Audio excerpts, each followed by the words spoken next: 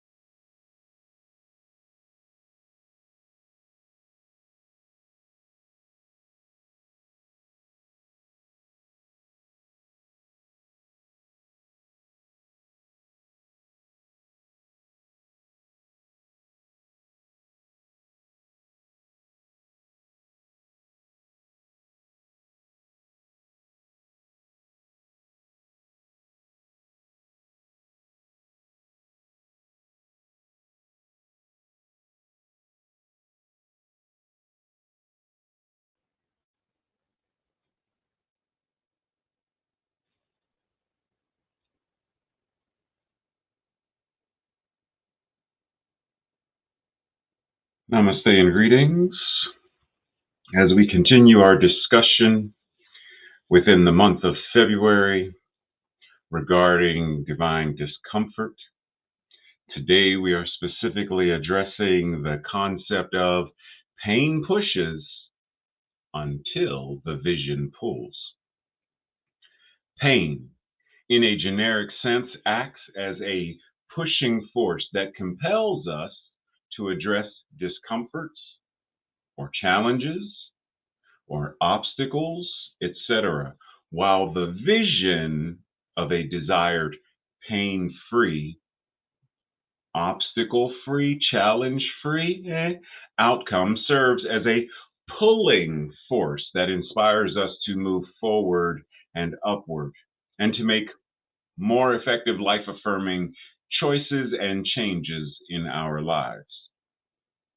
By recognizing the interplay between pain and vision, we are able to harness their combined influence in order to propel personal growth, personal transformation, evolution, resilience, and well being.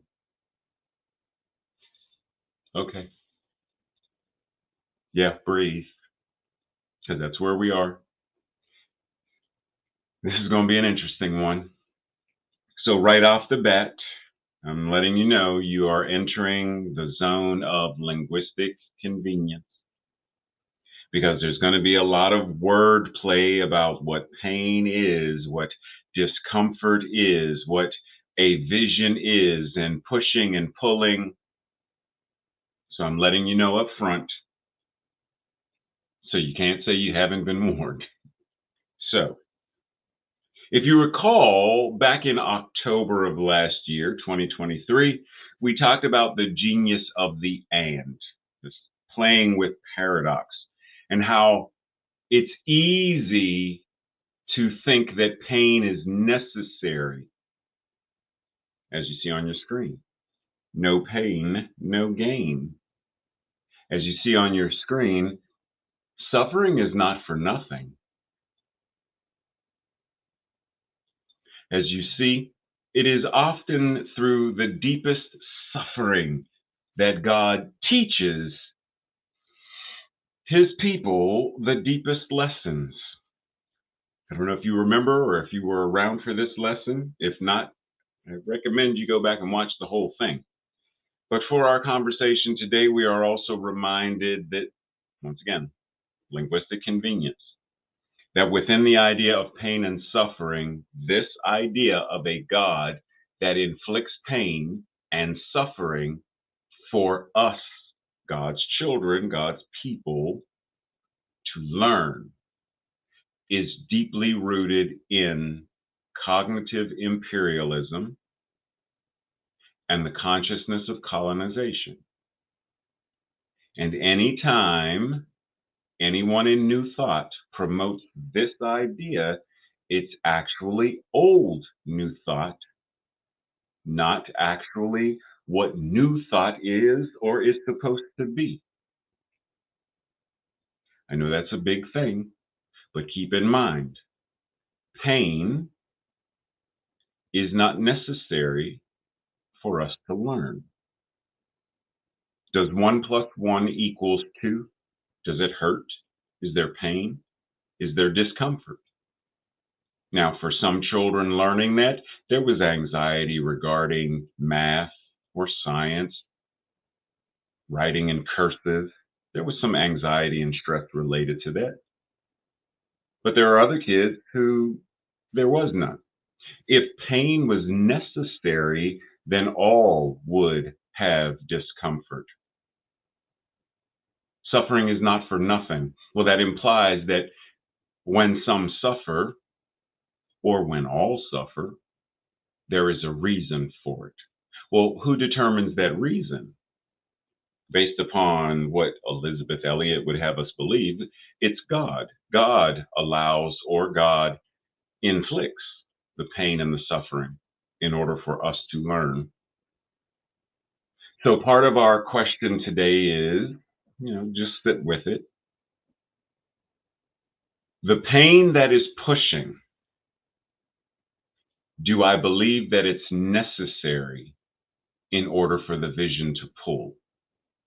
And if I believe that the pain is necessary in order for the vision to pull, where did that idea come from? What is the reason that I still hold that paradigm or that mental equivalent? How does it serve me? In the broadest sense of the meaning, pain, some form of physical suffering, discomfort, can be caused by injury or illness. Now, we know there are a variety of kinds of pain. There's emotional pain and etc. Pain can also mean careful effort, to take great care. Pain, the cause of mental or physical pain as a verb.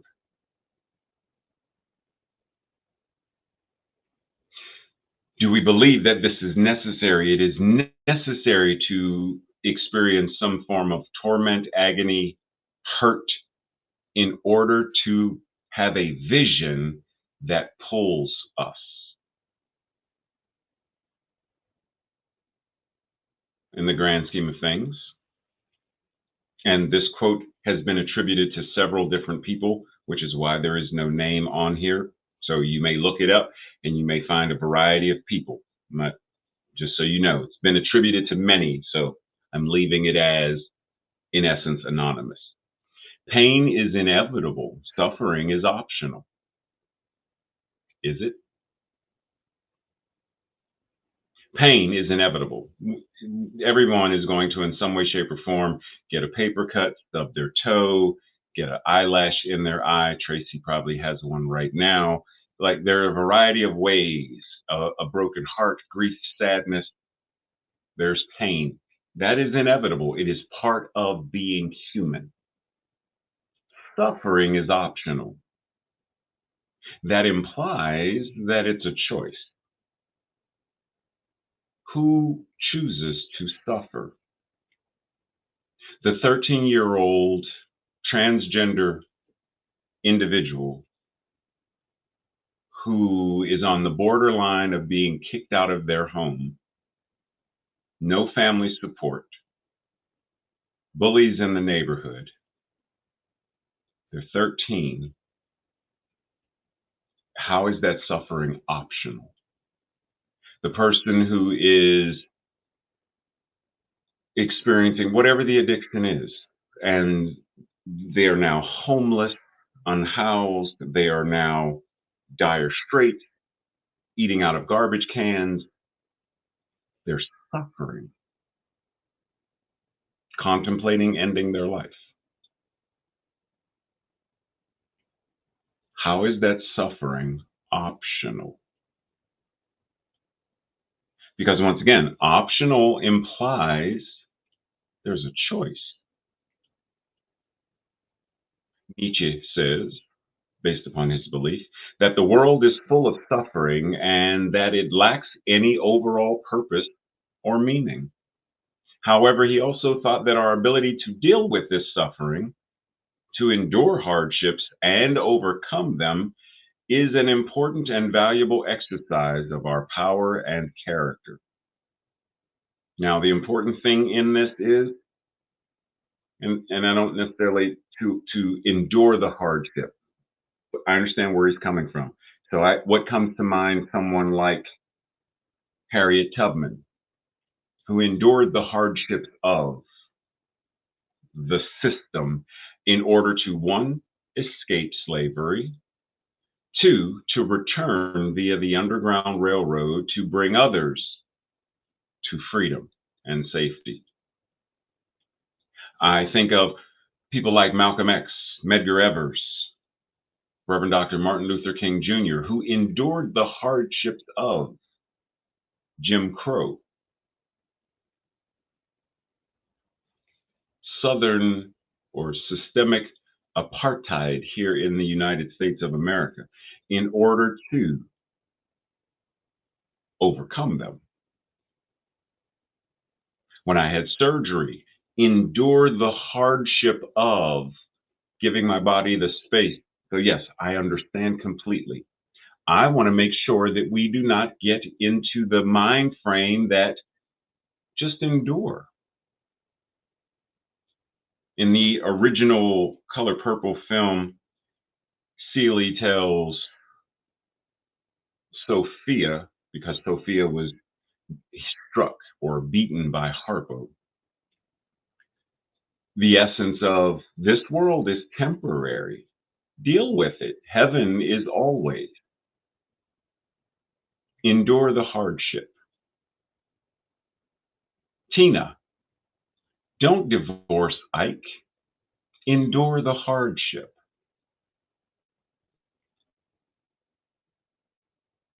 Once again, I want to be clear that we do not allow the idea, simply endure. Don't bother, because it's, I hear it even within New Thought, the idea of being long suffering rather than doing the work that is necessary to heal, transform, and evolve. It's important for us in New Thought to understand that pain and suffering may be an individual's experience, and we are not invited to bypass or segregate or compartmentalize, to malpractice spiritually by making their pain and suffering about their consciousness. Now, there are those times when we choose some form of, we chose that. We accepted the risk of knowing, yes, there are certain aspects of, but there are far many others that simply occur because we are human in the world that we are in. So it is important that we learn how to adapt, recognize, adjust, and heal, or engage the healing process, because healing is an ongoing thing, like evolution is ongoing. To engage the healing process no matter what the pain and or suffering may be. As the author Tom Seaman says, to move beyond pain and suffering does not necessarily mean to live without pain and suffering. It means learning to adapt to adversity. So the most difficult parts of our lives are no longer the most significant parts of our lives. Life comes at us quickly and is like a series of doors. Sometimes we don't like the doors we have to go through, but we still have to walk through them. How do we walk through any of the doors? I didn't want to walk through the door of a cancer diagnosis, but I walked through it nonetheless and did what was necessary nonetheless, and am still healing nonetheless, even amid all of the challenges nonetheless. How do we elevate our spiritual practices, our embodiment of science of mind and spirit, in order to truly address all of life's experiences? Dr. Holmes says, life is for us today. There will be no change for tomorrow unless we do the changing today. Today, we are setting in motion the power of tomorrow. Today is God's day, and we must extract from it what of life we are to live.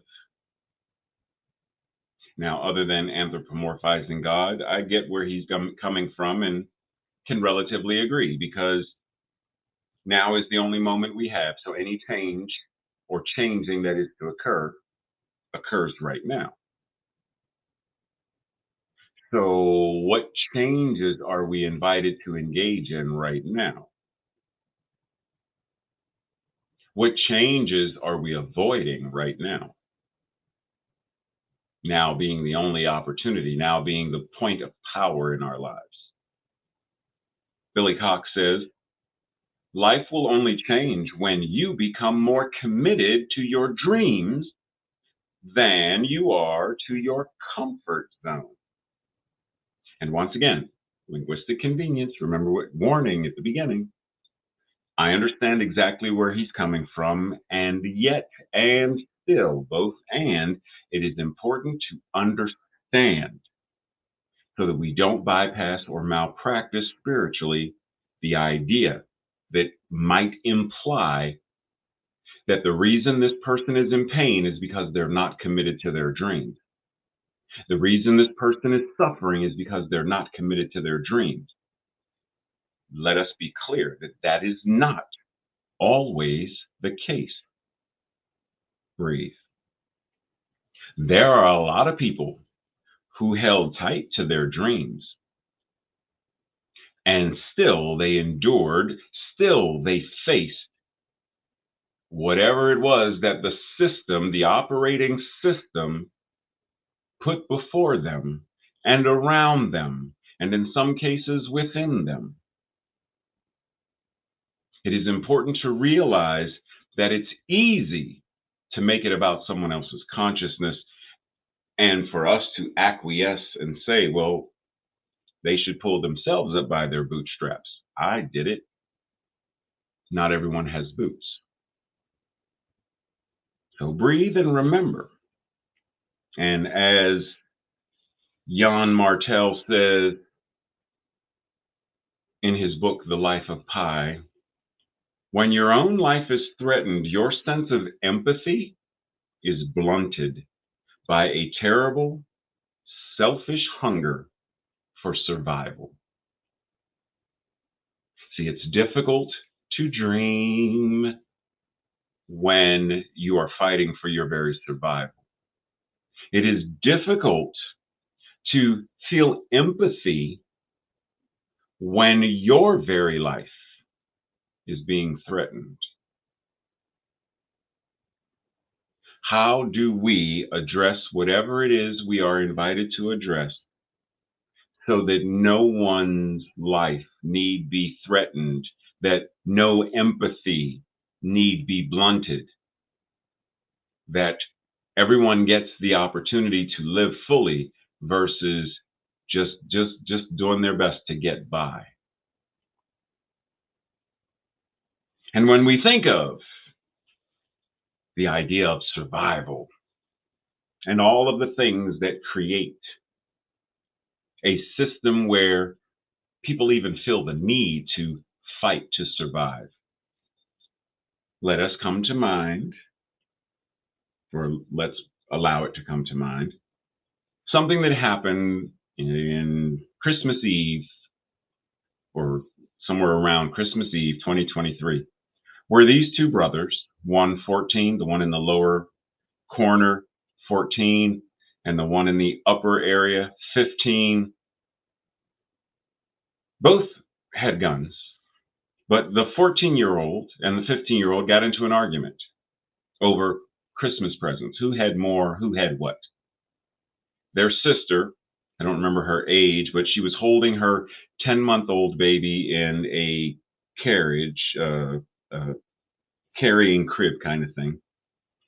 Could tell I'm not very lingo with the baby paraphernalia because I don't know exactly what it's called, but it holds the baby. It's got a handle, and the 10-month-old baby is in that. And an argument ensues, and the 14-year-old shoots his sister in the chest and kills her. She falls. She drops the baby. The baby was fine because it was in that carrying thing. The older brother, 15 years old, comes out of the house, yells at the 14-year-old that he shot his sister, and he shoots his 14-year-old brother in the stomach and then flees the scene.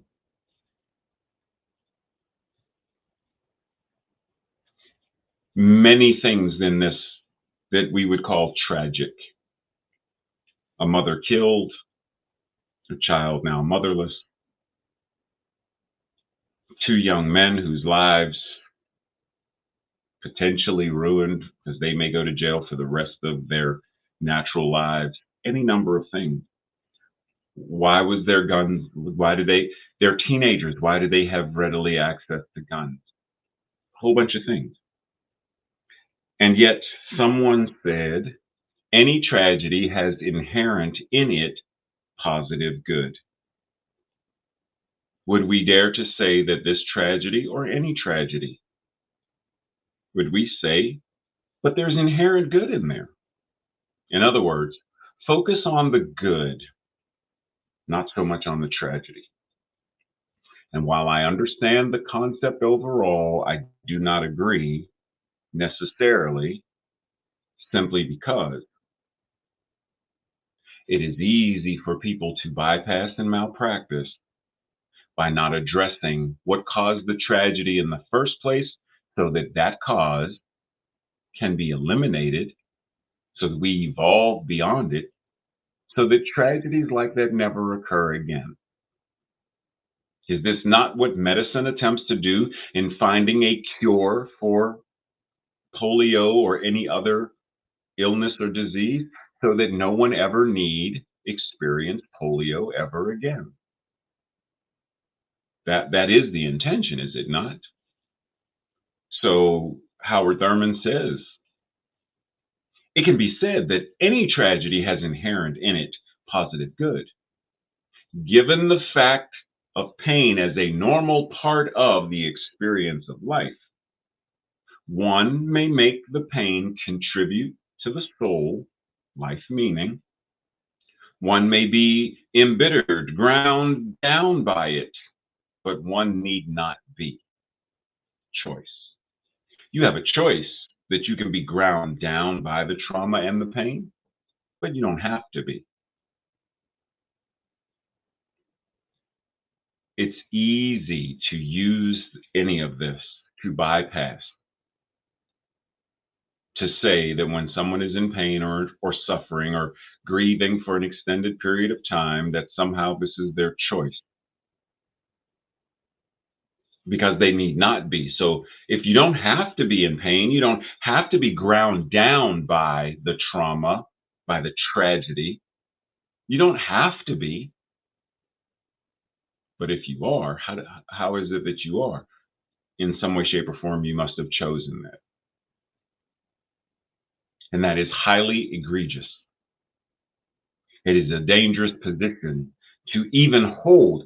You may not say it to a congregant, a friend, or a family member, but even to hold that as that's what you believe, it is still going to outpicture in some way, shape, or form, in a nonverbal, non-expressed, communicated way, but it will show up in the very atmosphere of how you show up, if it's what you believe. It may be a side eye glance that says, why are you doing this? Sucking the teeth. Any number of ways that this idea will still find expression if it is the mental equivalent. So once again, linguistic convenience. It's easy to linguistically juggle these words in order to bypass tragedy, pain, suffering, to make them non relevant rather than address them head on, so that they can be healed or engage in the healing, but so that they can be addressed. Our failure to address gun violence, for example, will continue to have teenagers with guns in hand continuing to cause more tragedy after more tragedy after more tragedy. So, how do we address any form of tragedy, the tragedy of war, the tragedy of sexism and gender bias? How do we address any tragedy, any form of whatever is causing young people to end their lives because of bullying, because of religious persecution, etc.? Our invitation is to go all in. What is the continuation of this phrase? God won't give you more than you can handle or more than you can bear. Once again, it's an anthropomorphic idea of God, that God is giving you the pain, giving you the suffering.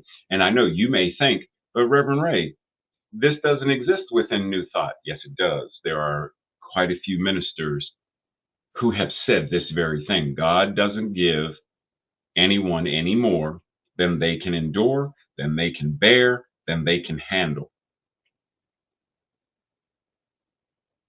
So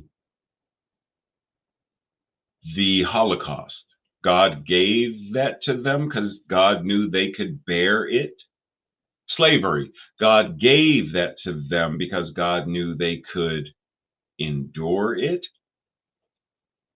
Any of the wars happening on the face of the planet at any time, God gave those tragedies and that suffering, those bombs and those bullets, because God knew that they could endure and bear the pain, the suffering, the trauma. Metaphysical malpractice, borderlines on some form of spiritual terrorism. It is harmful. It is harmful intellectually. It is harmful physically. It is harmful spiritually. And we are invited to surrender and move beyond that. So breathe.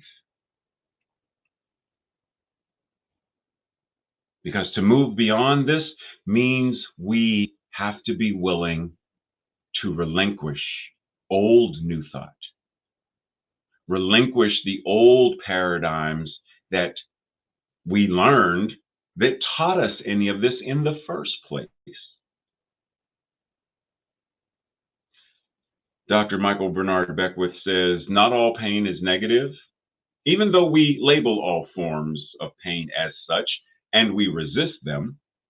Positive negativity is a circumstance that causes us to go deeper, to search ourselves, to stop placing blame on the causes of the suffering outside of ourselves, and to take responsibility.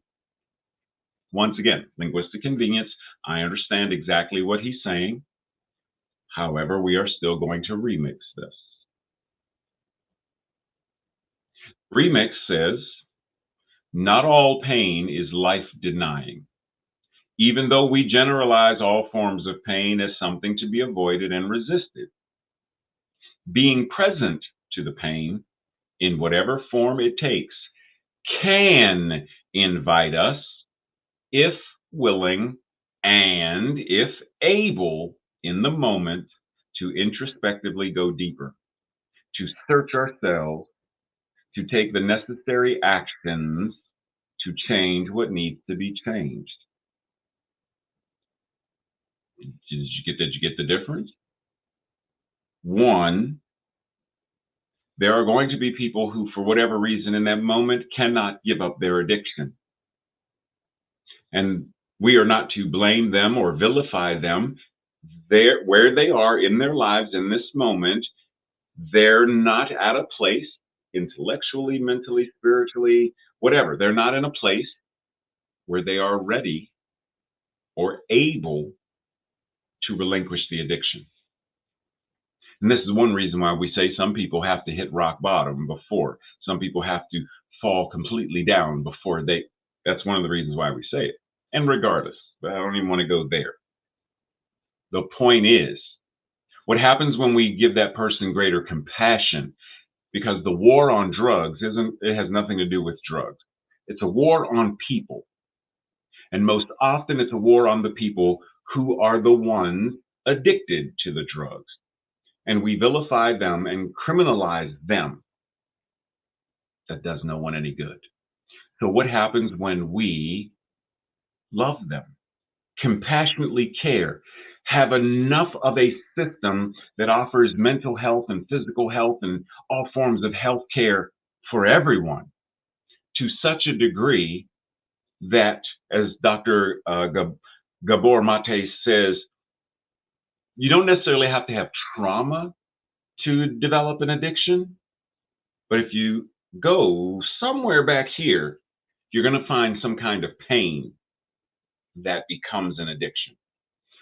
What happens when we create systems that are so powerful and so life-affirming that the initial pain, now once again, some pain's not going to be avoidable, but the pain of bullying, the pain of homophonia, the pain of racism, what happens when we can eradicate that, that it no longer morphs into this person becoming addicted to.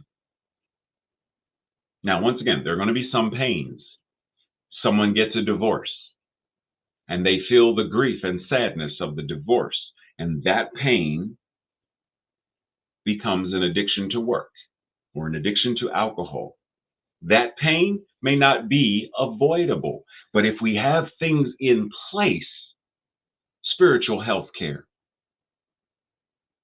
medical health care, we have all forms of, then this person will be supported before the divorce, during the divorce, after the divorce, which greatly reduce the likelihood that an addiction will even form in the first place. So our call is not to sidestep or bypass the discomfort, the pain, etc., whether it's ours or someone else's, but to be present with it and be part of a new system that helps ourselves and others move through their experiences and their pains and their suffering. So we talked about pain earlier. So what exactly is suffering then? So examples of physical suffering: pain, illness, hunger, poverty, and death. Mental suffering: grief, hatred, heartbreak, etc. Now, there are many attitudes regarding all of this where we talk about anything from light suffering to extremely heavy and harmful suffering and everything in between.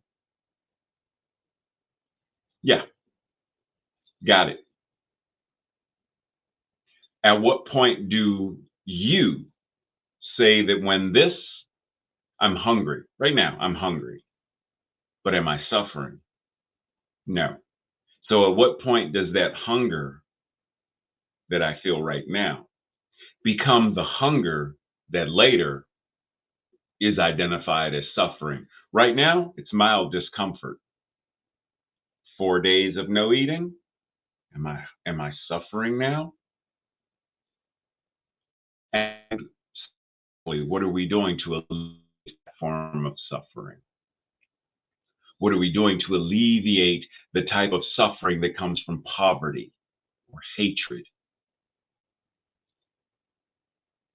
self-pity? Viktor Frankl says, suffering ceases to be suffering at the moment it finds a meaning.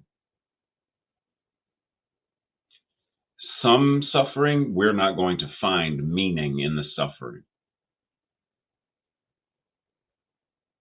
But we can find meaning on the other side, meaning in the process of alleviating, lessening, removing the suffering altogether.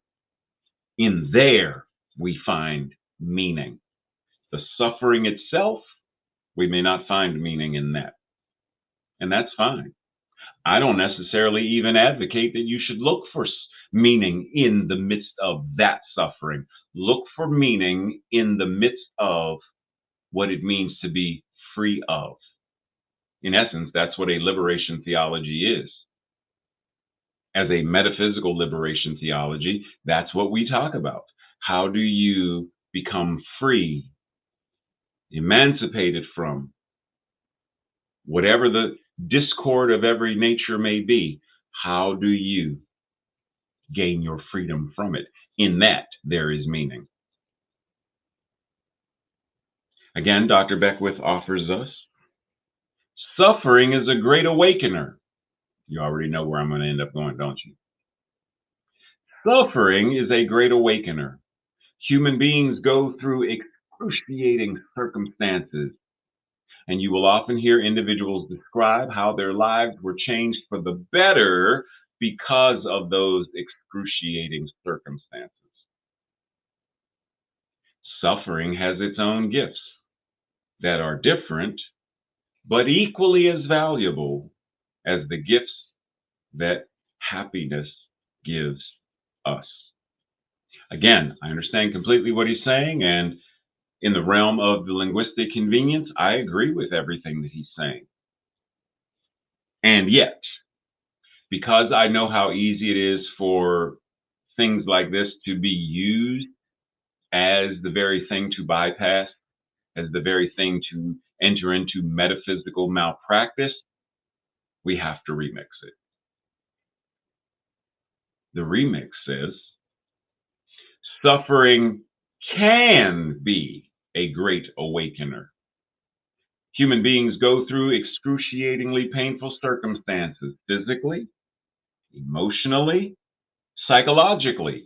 And while you will often hear individuals describe how their lives were changed for the better because of those experiences, there are countless others who died as a result of the suffering. Suffering has no gifts. We receive as a result of various factors such as medical care, therapy, supportive friends and family, spiritual practices, etc., that offer a way out of the suffering.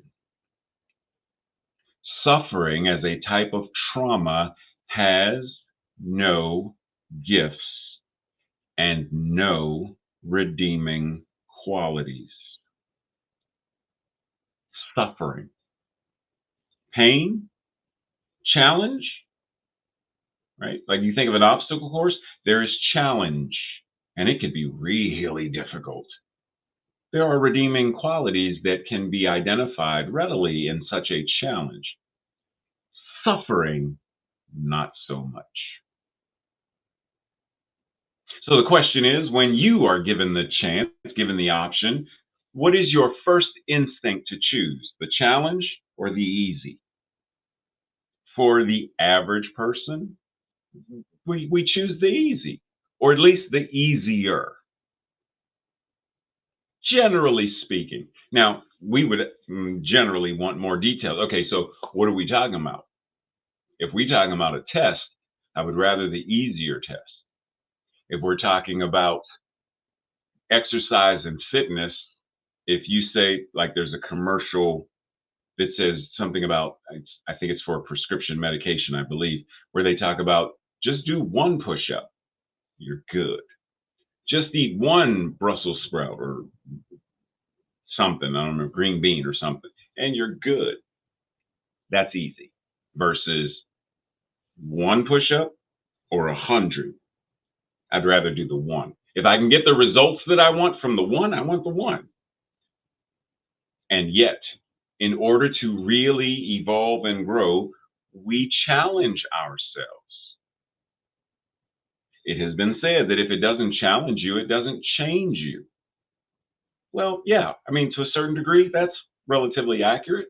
Babies have to be challenged to grow, strengthen their leg muscles, to go from crawling to walking, and et cetera. We are challenged in learning math and learning cursive. There's a challenge to the dexterity, and yeah, yeah. As long as the challenge is not suffering, is not inflicting a degree of pain because you believe that the pain is necessary. When I used to teach martial arts, and I would have students such as you see, you up here, you see Chris, and here you see Andre, and because I could do a split, and they were like, "Whoa, Sensei Ray can do a split. I want to be able to do a split too." And like, that's a lot of stretching. Challenge. They were up to the challenge, and as you can see from Andre's face, it's a uncomfortable challenge. Chris is smiling. Andre's not. Challenge. If you want what the change is, are you willing to be challenged by it?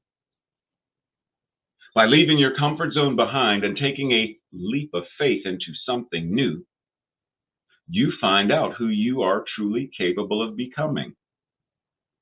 Are you willing to step outside of your comfort zone to find out who you are truly capable of being? Imagine the obstacles that these women have faced and still face, and yet they persist. They endure in order to step into each new greater and greater iteration of themselves. Are we willing to do the same?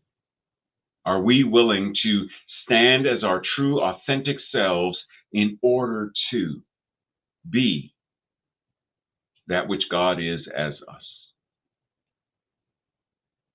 As the new year continues, we are called to find out who we are truly capable of being. And in so doing, what are we capable of doing? The being becomes the doing. Our understanding and application of the science of mind and spirit is a crucial part of this endeavor. What challenges are we willing to address and overcome? What pains are we willing to address and heal? What suffering are we willing to address and alleviate individually and collectively in order to create, truly create, a world that works for all? This week's affirmation declaration, I will say it first, and if it resonates with you, say it with me on the second go round. My personal and my divine potential are more potent and more present than my problems. Together. My personal and my divine potential are more potent and more present than my problems. And so it is. This week's questions. What are some ways that pain can be a motivator? Discuss the various ways in which pain, whether physical, psychological, spiritual, or emotional, show up in life and how the pain can act as a powerful motivator for change. And in what ways do we in New Thought tend to malpractice when it comes to pain? Breathe. Number 2, how does focusing on a desired outcome, a desired vision, impact your behavior? What is your process for navigating your life and manifesting what you desire? And number 3, how do you distinguish between the challenges, the pains, the problems, etc., that are a part of your growth or a part of collective growth and evolution, and those that are counter to growth and evolution? What are some techniques that you use to reframe various challenges, making them opportunities for your growth and expansion? And what role do they play in supporting you in reaching your everyday, day to day desires and goals? Breathe. And let us enter into that space of infinite knowing, that space of recognizing and realizing God is all there is. It is right where we are because it is what we are. And because it is what we are, and when we align with that awareness, it changes how we show up. It has to. The moment I realize that I am a proficient martial artist or visual artist or whatever it is, it changes how I show up. It changes how I live, move, and have my beingness in the world. There's a certain level of confidence and conviction that comes with that awareness. So as we end this Sunday talk, we align with that conviction and that confidence of knowing God is, and what it is, I am, because it's all there is. So it must be right where I am. My thoughts are the thoughts of God.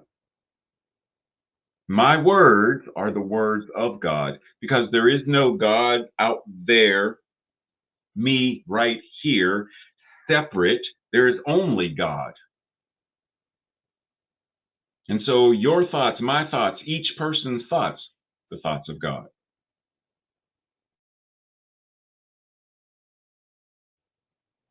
God thinking, God speaking, God feeling, God acting. And so we go throughout the rest of our day with this awareness, this confidence, this conviction, so that we can address any of the pains, the obstacles, the sufferings, the anything that is going on that is hindering other people from living their best lives. We address it, we direct it. We live our lives in such a way that we literally are a spiritual vaccine that creates the container throughout all of life, so that the collective consciousness shifts and changes and becomes more life affirming for all of life, for the entire existence on this small blue marble, so that the environment is given the ability to be healthy and healthy in its expression, so that all of it, the animal kind, so that all of humankind live, move, and have our beingness to the highest possible expression. That means war is no more, poverty and hunger no more, violence no more. Not in a world that truly works for all. So we breathe and align with that. The law says yes. So we gratefully allow it to be exactly what it already is, answered prayer. And we live by knowing that it is answered. And so it is. Namaste, blessings, much love and appreciation. And see you over in Zoom.